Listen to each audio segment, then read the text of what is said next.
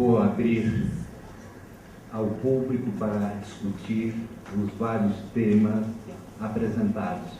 Eu só queria, à guisa de provocação, colocar aqui uma ideia weberiana. O Weber fala do Deus e do diabo, e o Eric colocou essa questão. Bem, quem está com a verdade ou quem está, com outro tipo de interpretação que não é a verdade. Aí o Weber diz: eu sou um homem de cultura e vejo a realidade através de certos valores. E o Weber ainda não via a realidade como sendo uma realidade totalmente estruturada, e que, na verdade, a realidade alojava uma multiplicidade de valores e, portanto, alojava uma multiplicidade de ideias.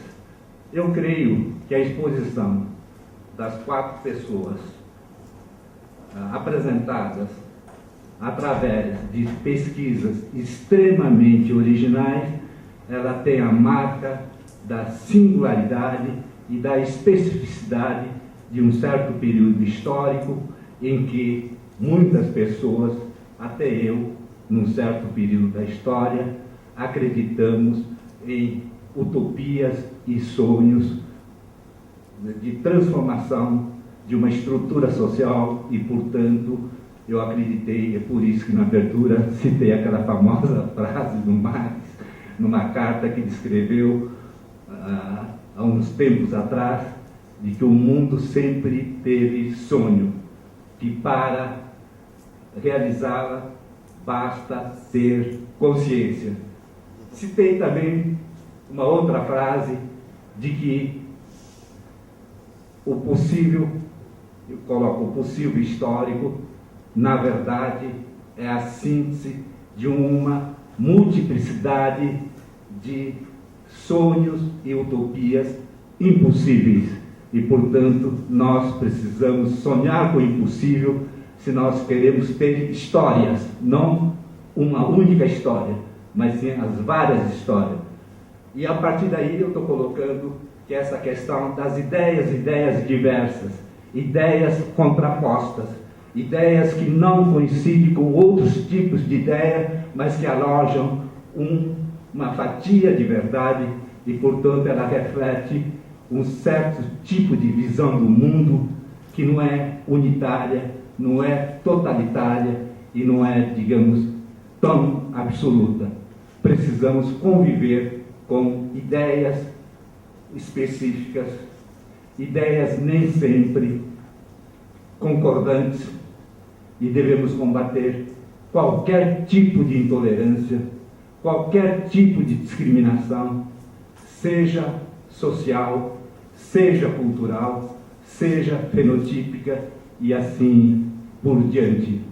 Quer dizer, precisamos construir, eu creio, porque ele fez a provocação, nós estamos estudando um período histórico. Nesse período histórico, o Magma foi considerado, depois de morto, um grande herói, com ideia de transformação utópica de uma certa realidade que anunciava para uma outra realidade que era um certo tipo de utopia. Eu creio que na exposição da Maria das Graças tem também essa ideia libertária de como certos tipos de estruturas de pensamento sempre coloca e naturaliza estruturas sociais como se fossem estruturas sociais perenes.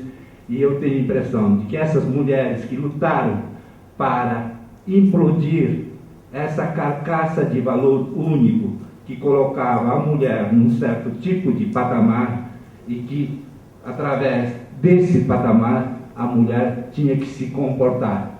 Há mulheres, sim, a Dalgisa foi uma mulher que tentou, não sei se conseguiu, ela vai trazer na próxima reunião uma pesquisa, essa carcaça de ferro que, em última instância, aprisiona homens e mentes e aprisionam certos tipos de ideia e congelam ideias.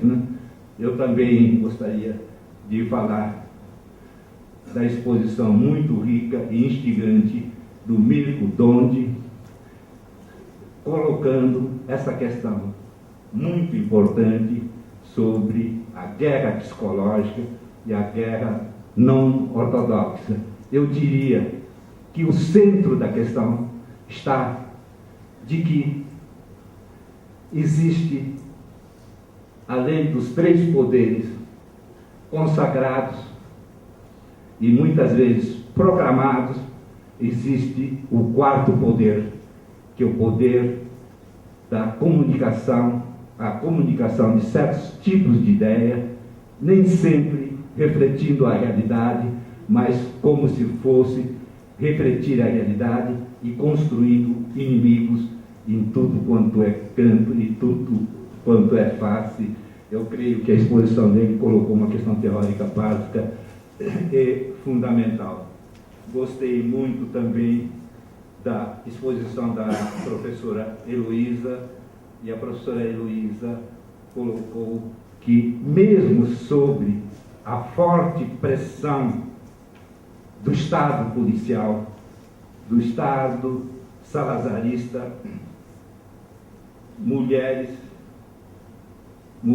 politizadas encontravam nessa estrutura rígida a possibilidade de certos tipos de saída e projetar um certo de utopia onde a mulher tivesse um lugar igualitário em relação aos outros, principalmente em relação aos homens.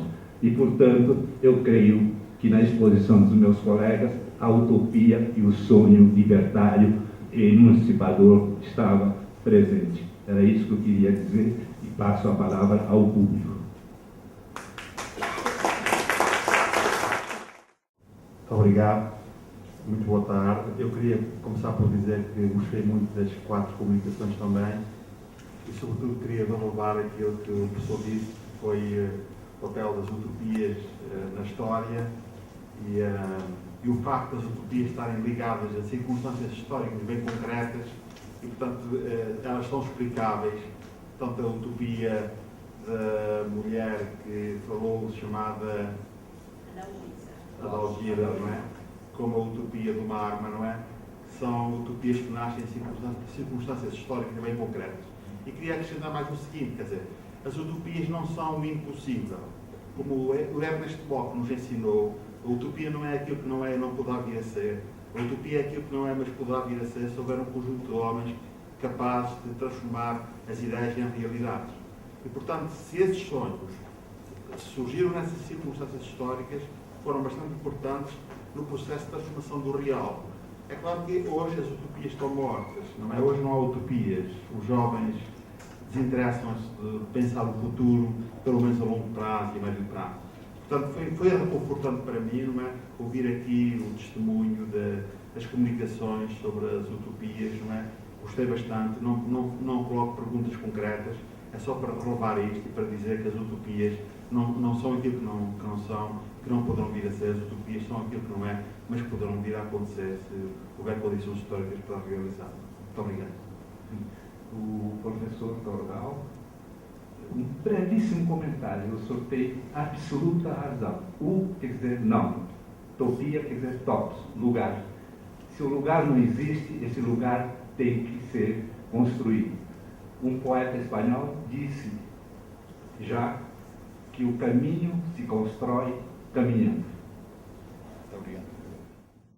Eu, em primeiro lugar, gostaria de cumprimentar mais uma vez, como fez o meu colega Vítor Neto, os quatro colegas que fizeram as 4 comunicações, sobretudo porque eu, como historiador, aprecio particularmente aqueles trabalhos que são feitos na base da documentação, onde realmente eu verifiquei isso. Por outro lado, queria aqui fazer uma breve reflexão e depois fazer umas perguntas dirigidas ali à minha colega Maria das Graças. Mas queria fazer uma brevíssima reflexão, englobando mais ou menos o que foi dito pelos outros colegas, que é nesse sentido. Fazer, e de alguma maneira até pegando na reflexão que foi feita de manhã pelo meu amigo Alberto de Bernardo. Porque não há dúvida nenhuma que a própria historiografia reflete uma determinada memória. Quer dizer, há uma memória, com certeza que há uma memória que não tem que ver com a historiografia, mas a historiografia tem sempre que ver com a memória, e o certo é que determinada historiografia aparece em determinados momentos e há uma outra historiografia que desaparece também noutros momentos. Eu explico melhor o que quero com isto dizer.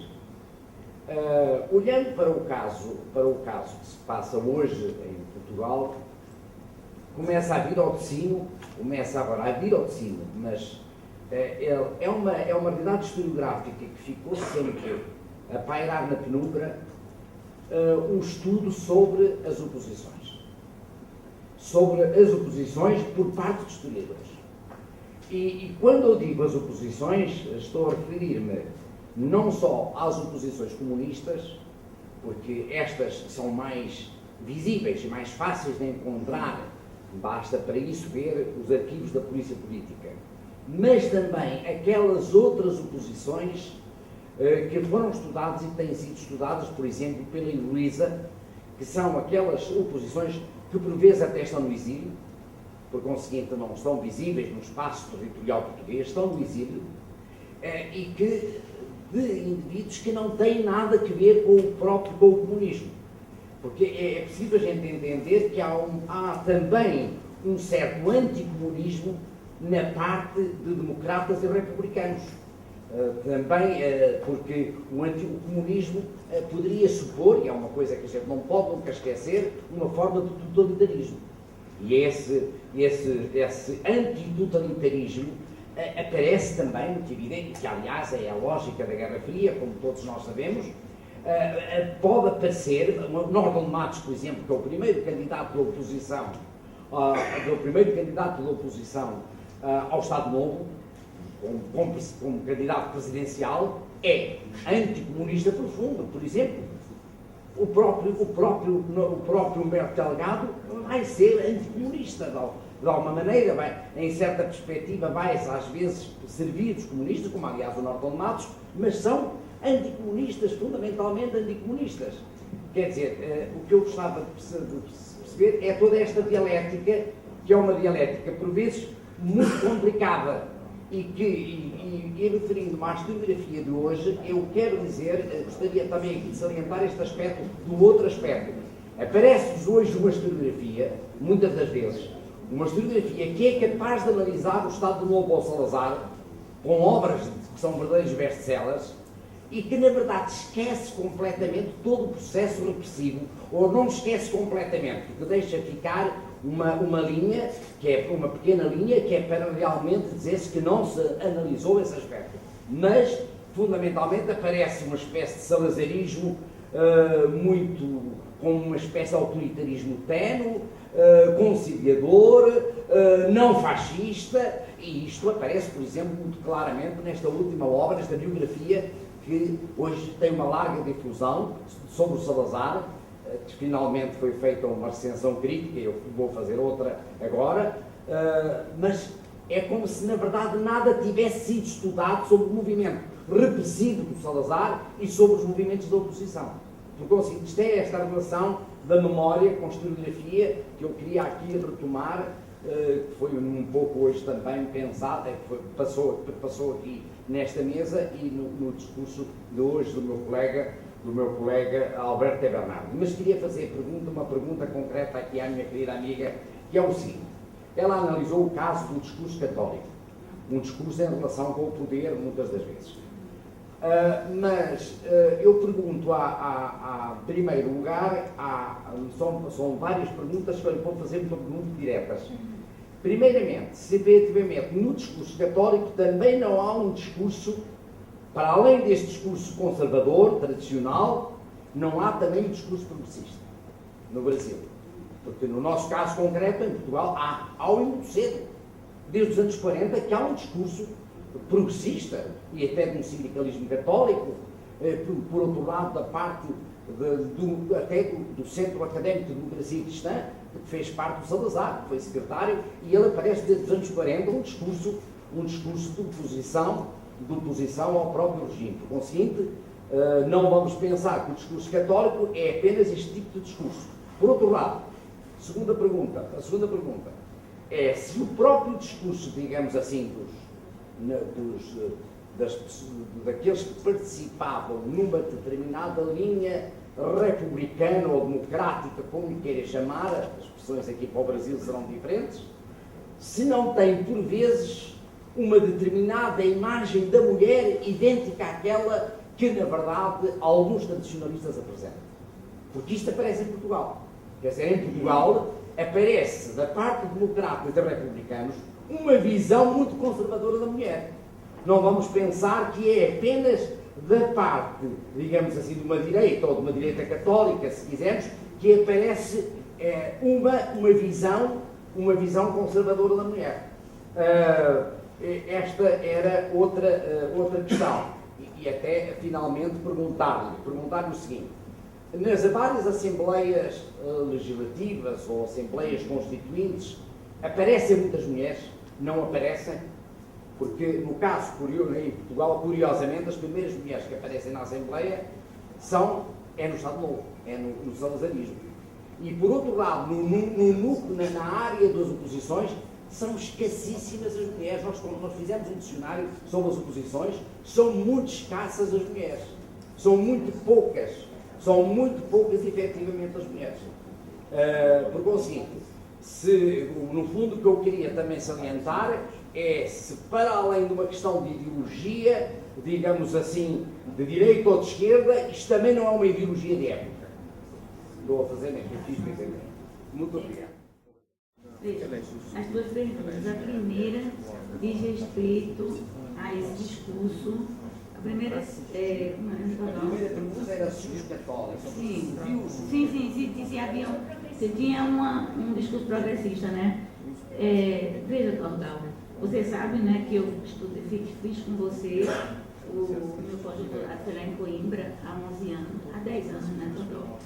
E então eu trabalhei com a igreja em Portugal. E quando eu fui para lá, foi a primeira vez que eu trabalhei com hipótese, e a hipótese não foi confirmada, porque eu acreditava que a igreja em Portugal tinha sido mais aliada do Estado que no Brasil. E quando eu comecei a ver a documentação, né, então foi exatamente o contrário. A igreja no Brasil, ela foi muito mais aliada do Estado. O Estado teve muito mais pactos, que eu chamo até no meu trabalho os pactos e as tramas da igreja e do Estado, né? Então, assim, o discurso progressista da igreja total, você só vai ter depois do fim da guerra. Eu encontrei na DOPS uma imagem que eu mesmo fazendo toda a análise holística da imagem, eu acredito que ela é de 46, certo? Mas é que a imagem diz que precisamos ter um diálogo com os comunistas. Então, é uma imagem da igreja, mas é um comício, mas na verdade eu não posso nem pontuar. Nunca usei essa imagem, porque não consigo, ela está totalmente sem data. Mas assim, no discurso da DOPS, você sabe que eu me debrucei sobre a igreja no Brasil, não foi em Recife só, foi no Brasil, né? Então, nos meus estudos sobre a igreja, desde o fim do século XIX, na verdade, eu trabalhei a partir de 30, mas para eu entender bem, eu voltei e fui ver como é que se passava essa perda de poder da igreja com a laicização do Estado, com a República. Então, assim, eu trabalhei com jornais a nível de Pernambuco e a nível do Brasil. Eu trabalhei com a documentação da Cúria Metropolitana de Pernambuco, visível. Eu trabalhei com o arquivo CPDOC. Então, trabalhei com material sobre Dom Leme e, na verdade, acho até muito doloroso dizer isso, mas acho um discurso uníssono na igreja. A igreja realmente, a não ser que, vejam bem, que até no próximo ano eu possa dizer, encontrei um documento na DOPS que diz que é tudo diferente, mas até agora a igreja era fascista. O próprio Dan Helder, né, me lembro da minha qualificação aqui na USP, há tantos anos atrás, pois minha qualificação foi em 94, né, um dos componentes da minha qualificação exigia que eu tinha que tirar dali a história de Dom Helder. Eu falei, não, porque a Eugênia Brito, Marcos Ferro, da história vigiada. É papel do historiador trazer. Agora, não é papel, por exemplo, depois que eu defendi minha tese de doutorado aqui, lá em Pernambuco, alguns jornais trabalharam sobre ela, e sempre que me diziam assim, vamos trazer os documentos que a senhora fala sobre Dom Helder, eu dizia, não. Mas a senhora não falou na sua tese? Eu disse, mas a minha tese está nas prateleiras, depois, no futuro, que depois realmente foi editada aqui pela Humanitas, vai estar nas livrarias, mas não vai estar no povo. Eu não vou fazer nunca propaganda contra Dom Helder, e nunca permiti, nunca saiu nada da minha tese de doutorado que eu escrevi sobre Dom Helder nos jornais.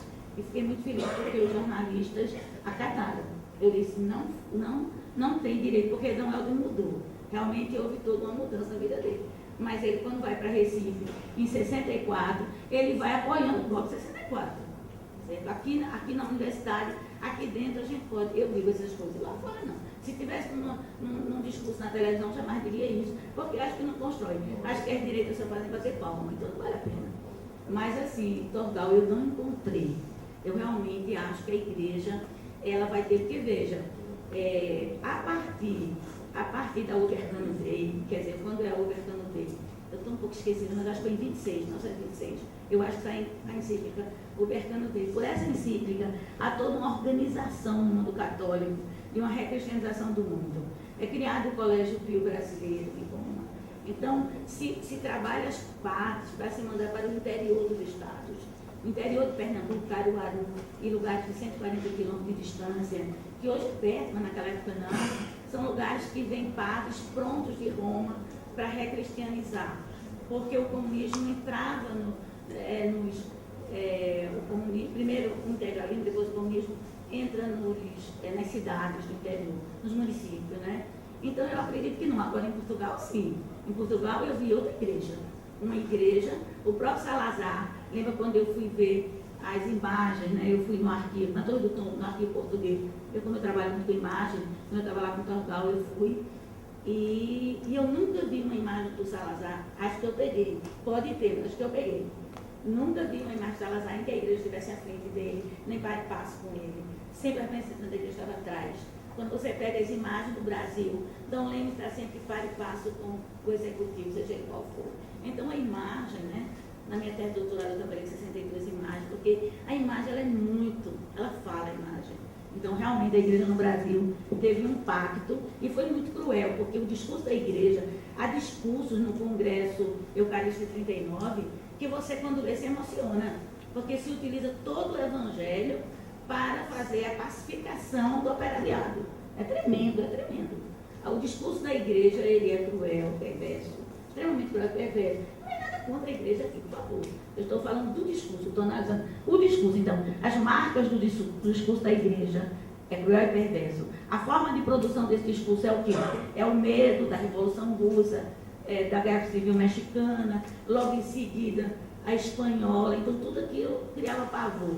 Né? A própria ação católica, que é criada em todo o mundo ocidental, eu peguei muita correspondência da ação católica de Portugal com o Brasil, com a América Latina, né? Então eu nunca estudei a igreja sem ser do ponto de vista político, quero que fique claro aqui.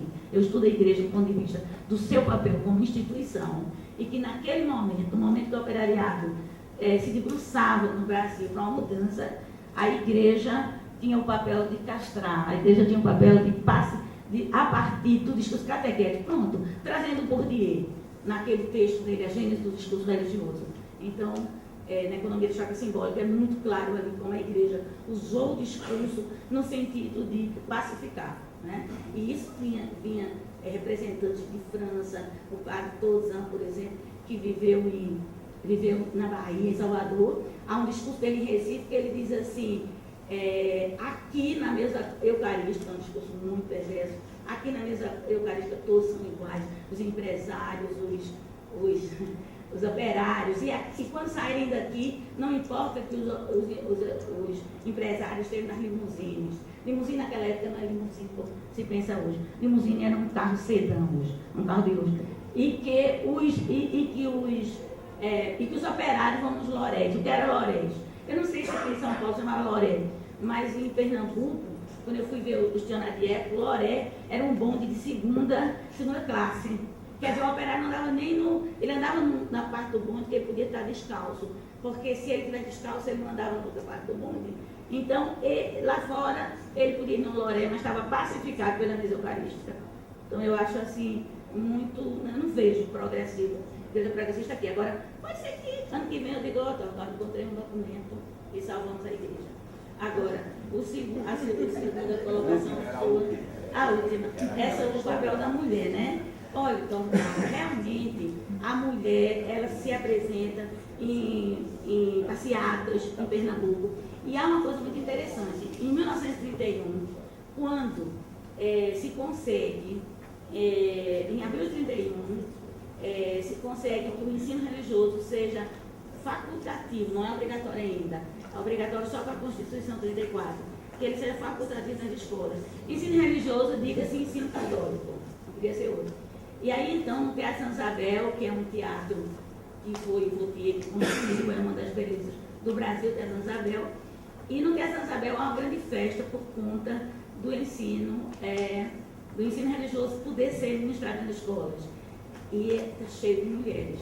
Então, as mulheres também, nesse ponto a gente não tem muito o que se orgulhar, não. As mulheres estavam a favor da igreja, estavam sob esse discurso, mas havia mulheres como a Dalgisa, havia mulheres que faziam um caminho diferente.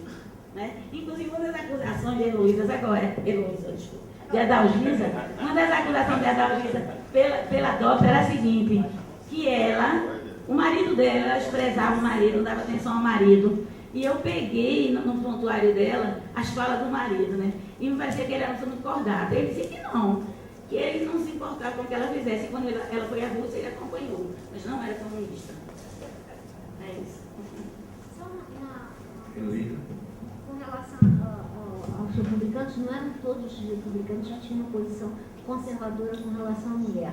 Ilustrando, em 1934, a filha mais velha do Jânio Cortesão, né, da cátedra, ela estava no sanatório, no Caramulo, e escreve para o pai, vou casar. O pai fica apavorado porque ela vai casar com um tuberculoso, filho de um indivíduo que está ligado ao regime, e ela sai de uma pensão que quem tinha dinheiro ficava no sanatório, quem não tinha ia para as pensões. O Caramulo era uma instância de cura de tuberculose. E ele mal dava o dinheiro para mantê-la na pensão. E ela passa para dentro do sanatório e ele fica apavorado porque o rapaz pode morrer e a família vai pôr na rua e ele não tem mais condições de arrumar outro lugar. Mas ele escreve para o Moura Pinto, diz assim, ela tomou essa resolução e nós não podemos fazer nada porque nós não somos donos dos nossos filhos ou filhas. Elas têm que aprender com a vida a tomar as próprias resoluções. Isso em 1934, que prova que o Jânio Cortesão e esse trio todo era bastante diferente. É uma novidade.